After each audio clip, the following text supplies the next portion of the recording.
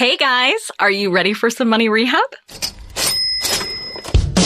Wall Street has been completely upended by an unlikely player, GameStop.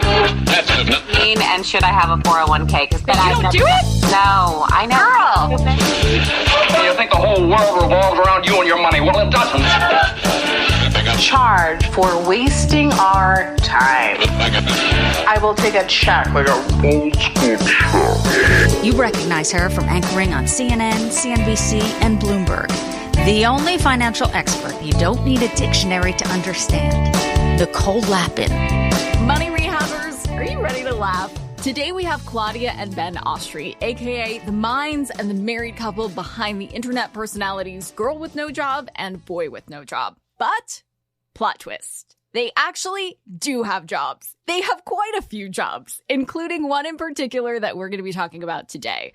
Claudia and Ben launched a sparkling cocktail brand, Spritz Society. The beverage industry is a really difficult one, as you probably know, with big competition and low margins. But Claudia and Ben have tackled it like champs and now have some lessons to share. So let's get into it. Well, Claudia and Ben, I'm so excited to say welcome to Money Rehab. Thank you. I'm excited to be here. Girl with no job, boy with no job. We've been calling you guys couple with no job just internally. And then I looked on Instagram and I was like, wait a minute, who is Mike and Victoria that have couple with no job? Excuse me? I mean, you guys. We need to sue them. Ben and I like to role play at night. He's Mike and I'm Victoria. Amazing. Well, for the couple with no job, you guys have a lot of jobs. I would love to talk about Spritz Society, your sparkling cocktail brand. How did you guys become interested in starting this brand? You're living together, sleeping together, I hope, and now working together. Yeah. So yes, definitely living together, sleeping together, married for 5 years, together for 11. So really, Mazel. 10. Yes. 10. Almost Who's 11. counting? 10. Isn't it 11 in September? It's 10. You're positive. I'm a 10. woman's woman. I'm with Claudia. It's 10. 10. It feels like 11. I love to lie, though, like all the time. Like, we've been together for 30 years, but it's 10. 10. Okay, well, 10 is still a really solid amount of time. Mm-hmm. So origin story of Spritz Society. The decade before launching Spritz Society, I worked in traditional marketing roles, overseeing influencer and celebrity marketing agencies with the goal of understanding product market fit, why brands succeed, why some fail, why some influential products or influencers get paid to promote but don't end up driving any ROI for the brand. And what we wanted to do was leverage our audiences. I built my own Instagram following, as you know. Boy with no job, Claudia is Girl with no job. Claudia is the Morning Toast, which is the #1 female millennial morning show. It's a podcast that goes live every morning, and they have a massive base. And Claudia is also a touring comic and New York Times bestselling author. So the accolades All on her. true. So zero jobs. What she's done is pretty amazing. And the core Yes. here is the audiences that we've built over the last decade are really authentic. The way that we relate to them is not from this celebrity perched on a hill looking down on their audience. It really is, they're just like us. And as a result, we wanted to make a product that was in their image. So what we did was we put together a Google form asking our audience their opinions on logos, flavors, can designs, alcohol percentage, alcohol base. And we called that R&D group the Spritz Society. So the name of the brand, Spritz Society, comes from the empathetic approach we took to building it through our communities 2 years ago. That's the full story. The side story is Claudia was a big hard seltzer drinker, found out that she was allergic to malt, and sort of the lack of transparency in the space pointed towards an opportunity to make wine-based sparkling cocktails that tasted better, were gluten-free, and didn't lie to the consumer. Yeah, I think a lot of people will drink a hard seltzer and assume they're drinking something like a vodka soda. And that's what I, was under the impression of. And it wasn't until a very dark day in a Utah airport where I had like a really bad reaction and I was so confused. And that actually caused me to look into what was in these hard seltzers. And it was malt. And I'm like, what the hell is malt? And I haven't been able to drink them ever since, but I love a drink. I love a cocktail. I love an evening out. And it was like a huge loss for me. And I really felt like I wasn't able to find something that was just tailored to exactly what I needed. So we created the drink we wish to see in the world. Can you tell us, not to get too graphic, but what happened to you? Oh, I would love to tell you. It was it was overcast. I had just landed in Salt Lake City, and we landed and like my stomach's not like 100%, and I'm thinking, I'll just wait till we get off the plane. We just landed. So I'm in like a lot of pain, and I get off the plane. We go to baggage claim. My whole family's waiting there. I'm like, you guys, I'm just going to run to the little girl's room. I'll meet you outside by the car. And I'm like fighting for my fucking, can I curse? I am fighting for my fucking life in this. Like I was so dizzy, so nauseous. And then and I had just chugged Pepto-Bismol. Before I know it, I'm projectile vomiting all over this airport. It was so embarrassing. And it took me a minute to pinpoint what had recently changed or what I ate that was different. But the night before I had had a couple of hearts. And I was like, oh my God, that's it. And that's why I started looking into it. I'm like, I drink seltzer all the time. I drink vodka all the time. Why wouldn't this be okay? It's because there's actually not any vodka. Correct. Okay, I need a moment. You so asked. I did. It's true, and it was a very good recap, very vivid. I felt like I was there in Utah with you. So maybe other people could have this allergy that they don't know about. Yes, this is a good point, though. They do. I think a lot of people have insensitivities to malt, and they don't realize that malt is the main liquor ingredient in those like White Claws, Truly, hard seltzers. It's not vodka. That you just want to check out. Exactly. Check yourself. It's beer water. That's what malt is. Yep. It's beer water. So that's the reason why. And honestly, it's because of tax implications and in some states, grocery or convenience, you can be sold in more places as a beer. And from a compliance perspective, malt is classified as beer. So that's why they do it, but they lied for a little too long. Not anymore. Not anymore. Industry. So I'm assuming, in addition to Claudia's story, what you found in your Google Doc, Spritz, the OG Spritz Society, was that people wanted, it sounds like, more ingredient transparency. What else did you find in there from the testing, the original testing? So one, they wanted a transparent base, so we chose wine. They picked our first core 4 flavors: grapefruit, blood orange, pineapple, and lemon. They wanted something that was premium. So one, ingredient transparency. So if you look on the backs of other wine products, wine doesn't have nutritional fact panels. So we intentionally put it on the back, 6 ingredients or less. People asked for real sugar over artificial sugar. They didn't mind as long as it was low sugar. This grams of aspartame was not something that toxic diet anymore, culture. so we're not here for it. Yeah, no thanks. We're not. So we sit at 120 calories and 6 grams of sugar. That's where people said that they wanted the product at. They wanted it colorful so that if they wanted to pour it out over ice, it looked like a true cocktail. So it's something that you can really feel bougie when drinking or drink out of the can. And they wanted something that mixed well. So if you add a shot of tequila to our grapefruit Spritz Society, is the perfect sparkling. So coma. good.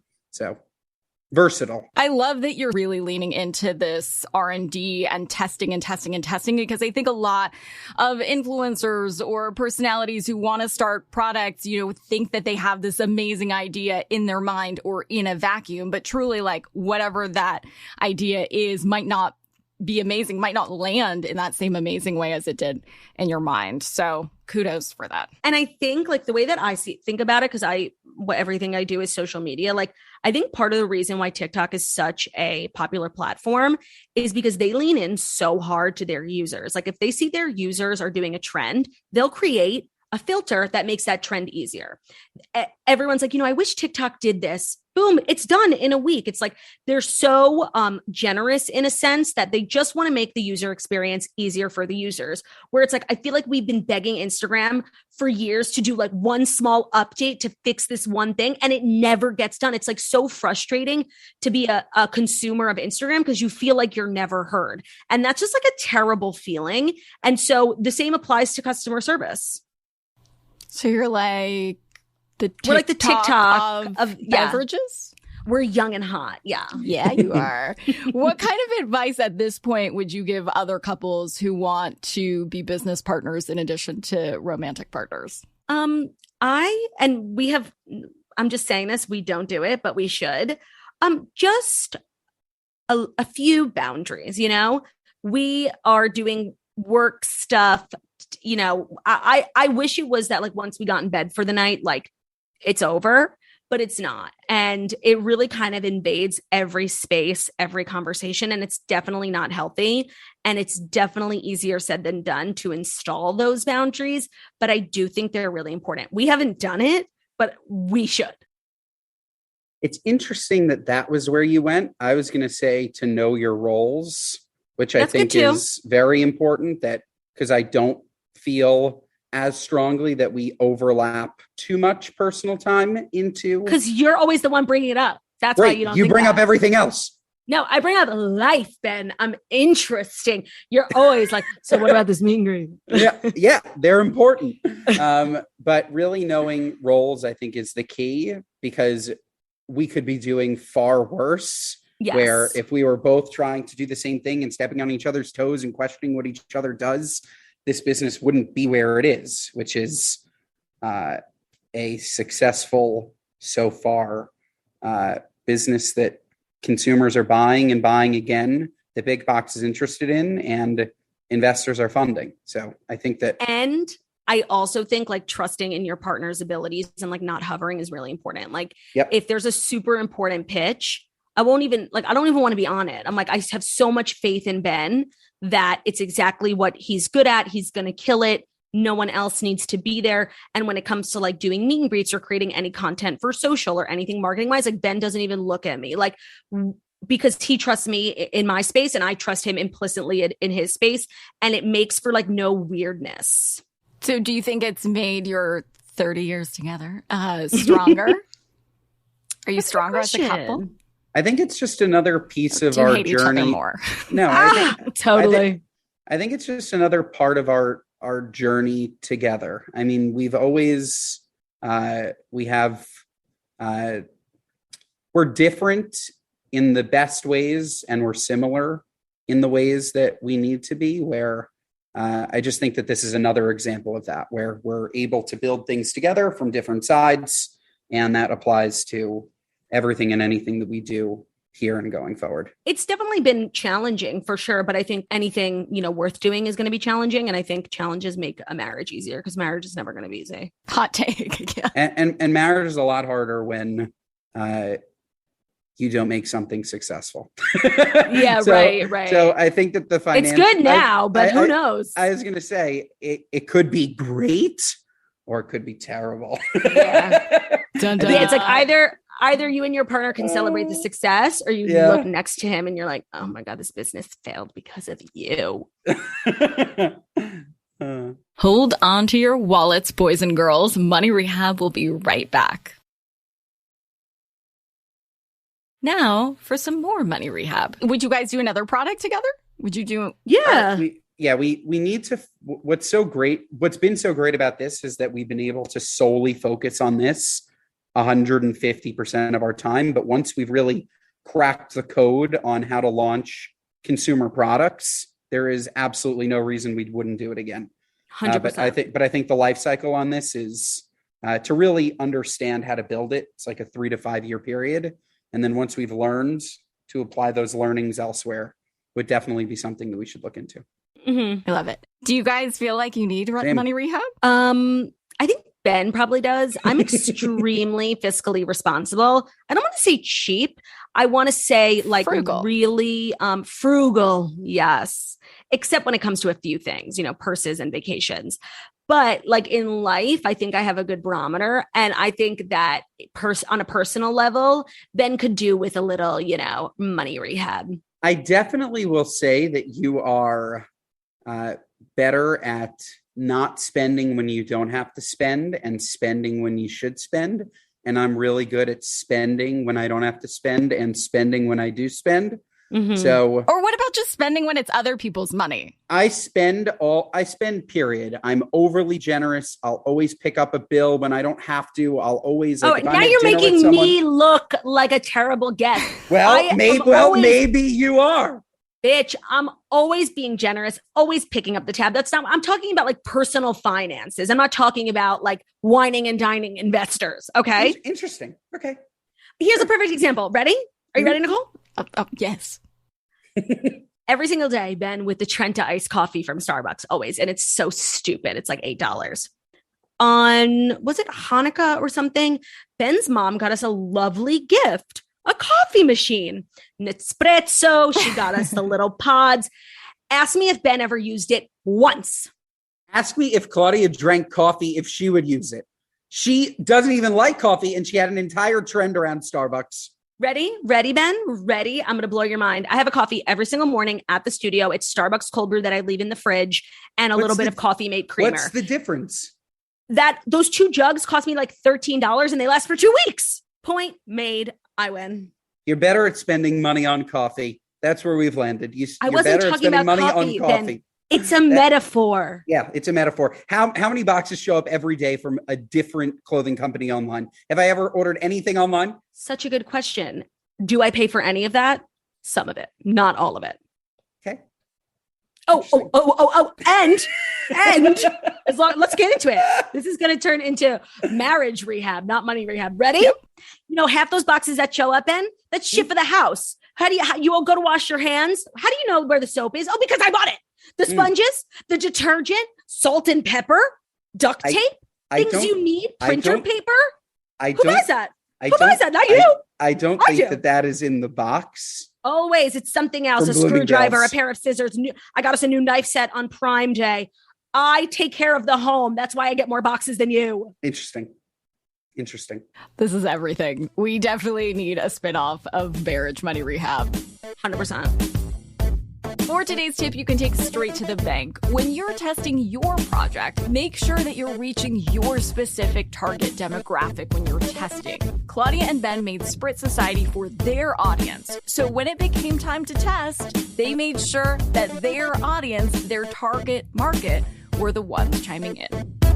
Spend my money.